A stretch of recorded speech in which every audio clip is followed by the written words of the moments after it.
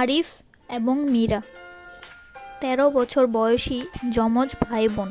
তাদের পরিবার সহ একটি ছোট্ট গ্রামে তারা বসবাস করত। গ্রামের চারপাশে বিস্তৃত সবুজ ক্ষেত, শান্ত নদী এবং দিগন্ত জোড়া ধানক্ষেত ছিল।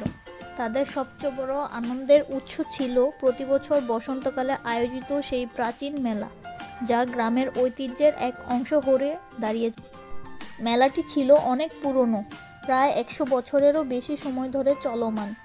মেলায় থাকতো নানা ধরনের দোকান, হাতের তৈরি জিনিসপত্র, মিষ্টির দোকান, খেলনার স্টল এবং সবচেয়ে আকর্ষণীয় ছিল নাগরদোলা।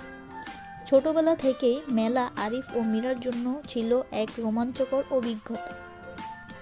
একদিন মেলার দিন সকালে তারা দুজনেই খুব উত্তেজিত ছিল। আরিফ বলল, মীরা, এবার আমরা মেলার সব খেলনা স্টল ঘুরে দেখব আর অবশ্যই নাগরদোলায় চড়ব।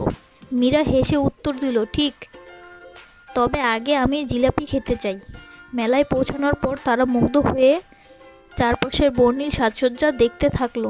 রঙিন বাতি, মাটির পুতুল, কাঠের খেলনা আর নানা ধরনের খাবারের গন্ধে চারিদিকে ভরে ছিল।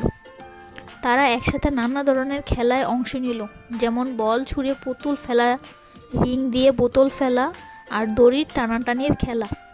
কিছুক্ষণ পর আরিফ এবং মীরা একটি রহস্যময় তাঁবুর সামনে দাঁড়ালো, যেখানে লেখা ছিল ভবিষ্যৎ বলার জাদুকর। কৌতূহলী হয়ে তারা ভেতরে ঢুকলো।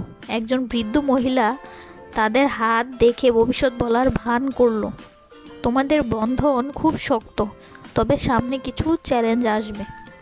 সাহস এবং বোঝাপড়া দিয়ে তোমরা তা অতিক্রম করবে। সেই মহিলাটি তাদেরকে এগুলো বলল। তারা হেসে বেরিয়ে এলো, তবে মনের ভিতরে কথাগুলো থেকে গেল। মেলার শেষের দিকে হঠাৎ মীরার নজর কাড়ে একটি সুন্দর কাঠের পুতুলের দোকান, কিন্তু পুতুলটি খুব দামি ছিল। আরিফ নিজের ছোট জমানো টাকা দিয়ে পুতুলটি কিনে মীরাকে উপহার দিল। মীরা খুশিতে আরিফকে জড়িয়ে ধরল।